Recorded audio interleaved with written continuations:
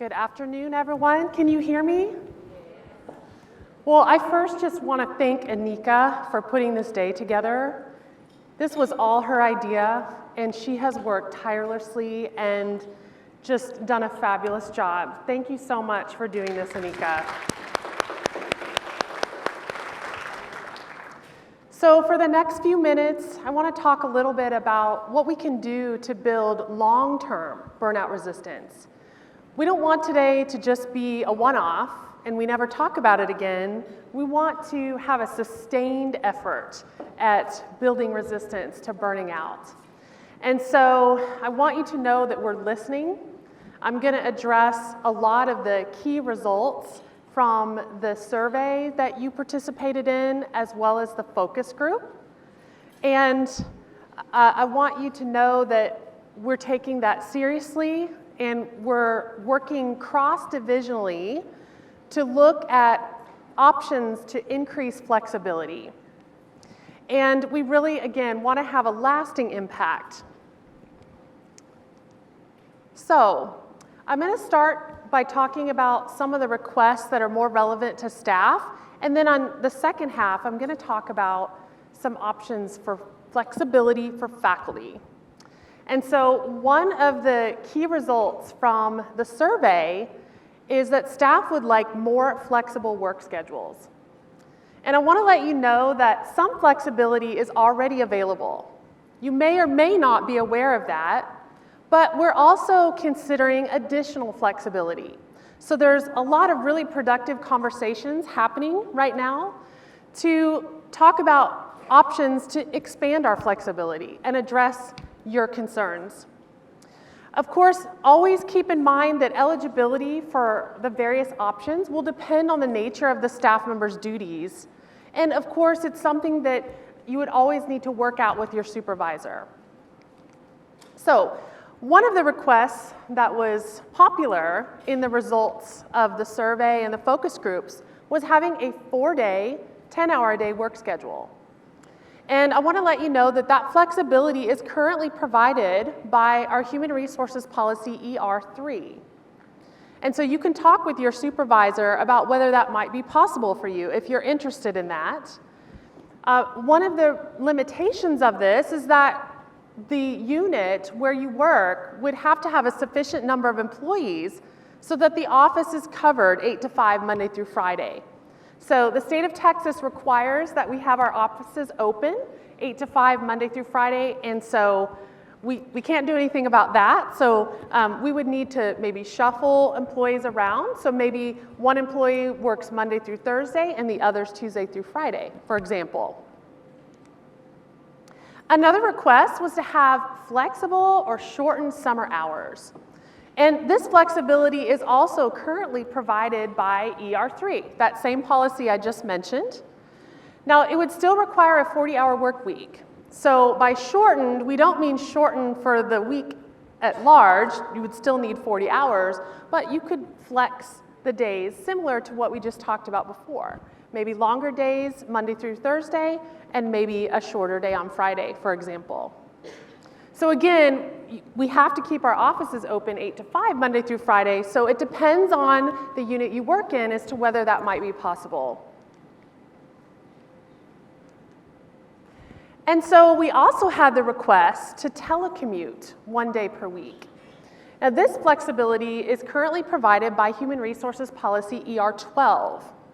This does require supervisor permission, and right now the policy is such that it's a 6-month approval. So it's temporary, and you would need to discuss with your supervisor if that could be extended.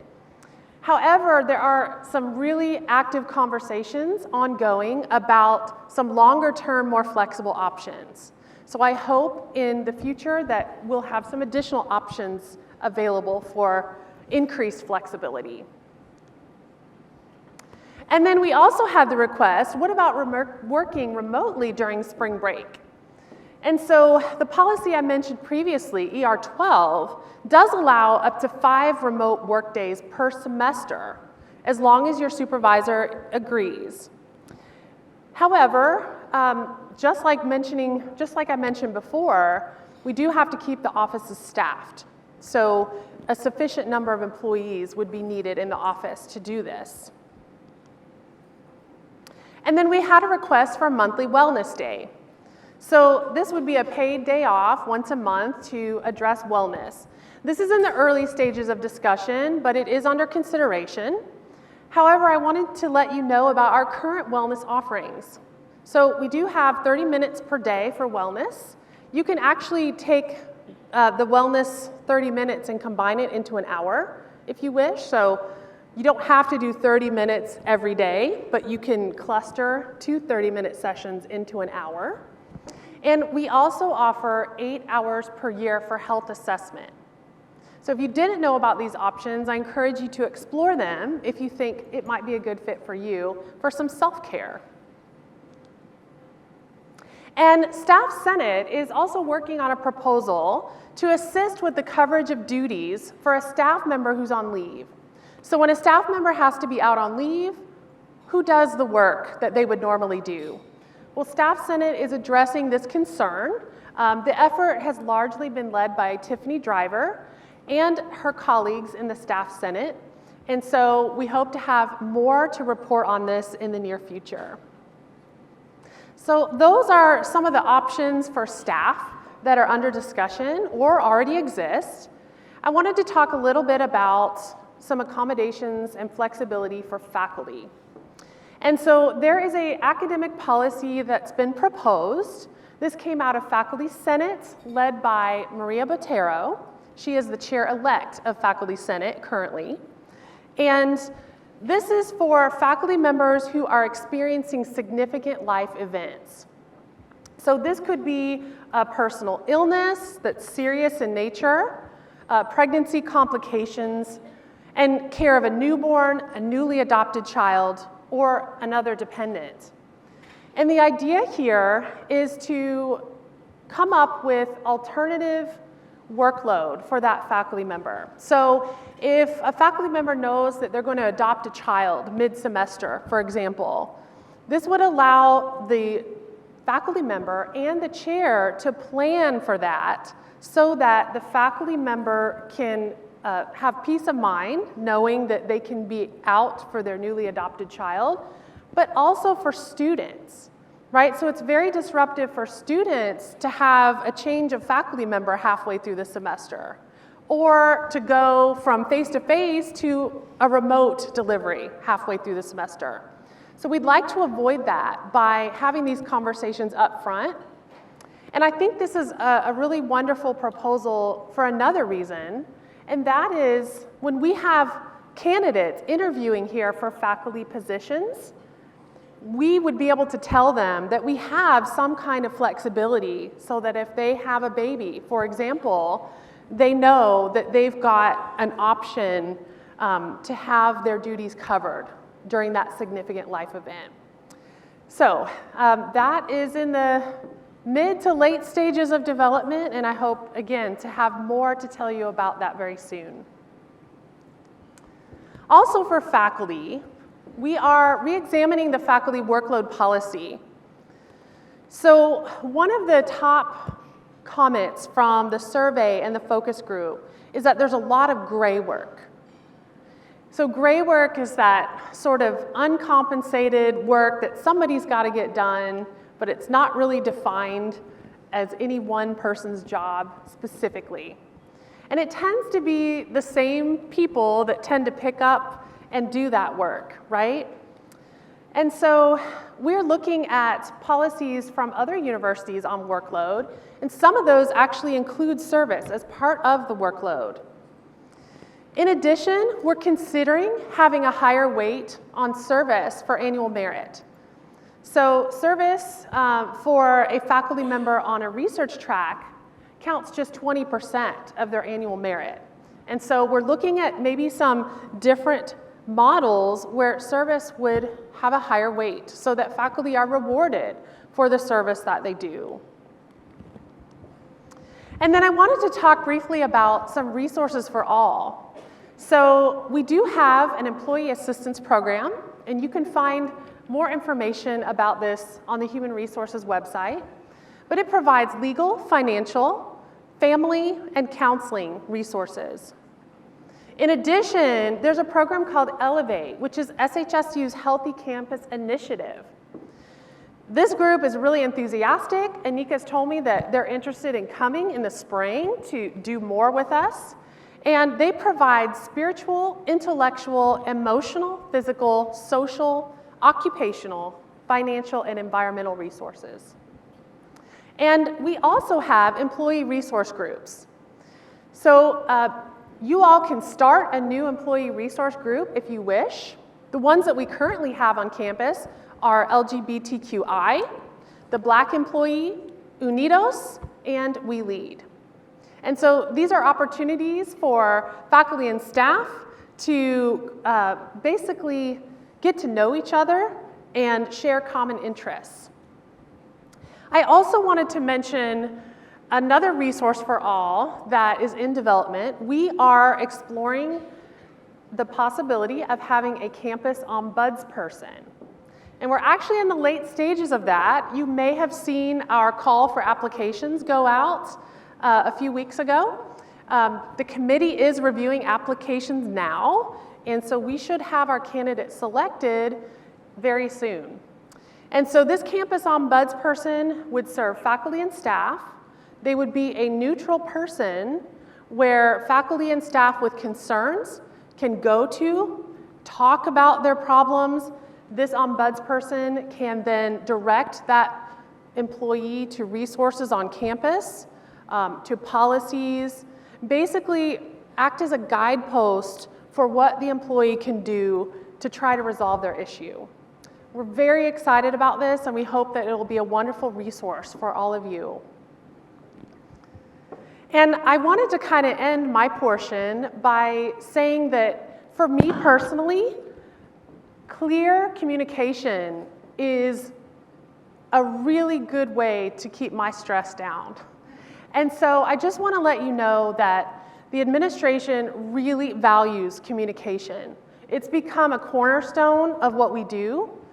We've invested a lot in it, and we hope to continue to improve our communication.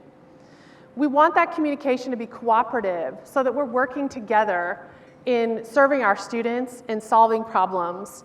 And I want to let you know that your ideas and your perspectives are valued immensely. So please let us know what you need and what you'd like to see. So I just want to end there by saying, let's continue the conversation. We want to hear from you. In particular, we are forming a work group to address initiatives to prevent burnout in the long term. And so if you're interested in serving on that work group, please email me. My email address is up on the screen. You could also email Anika, and we'll be happy to put this together because, again, we want to have a lasting impact. So with that, I will take any questions or suggestions you might have. I'd love to hear what you're thinking. Thank you.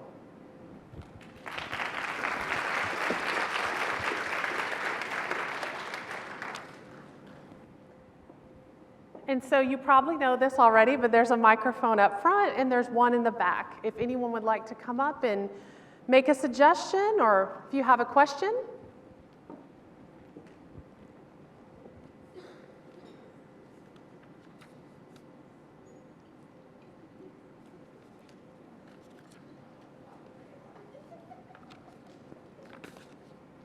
Okay, I think I see a question.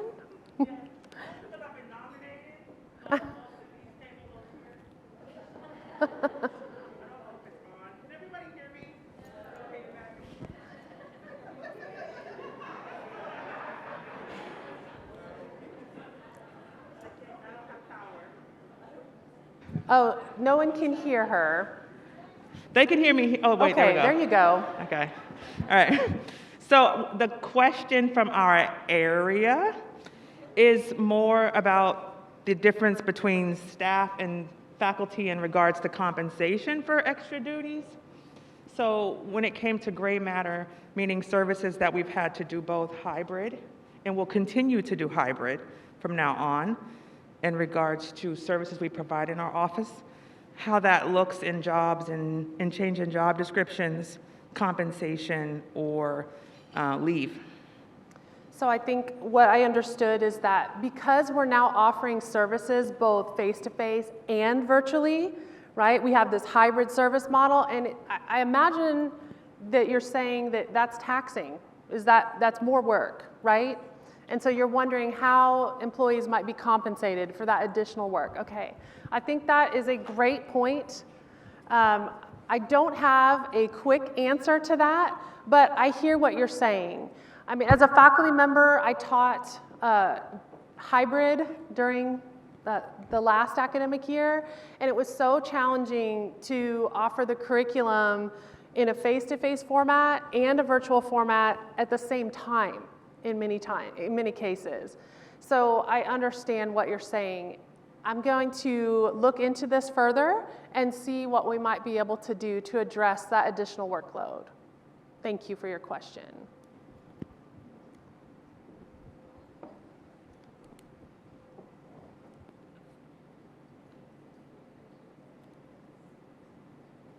Any other questions?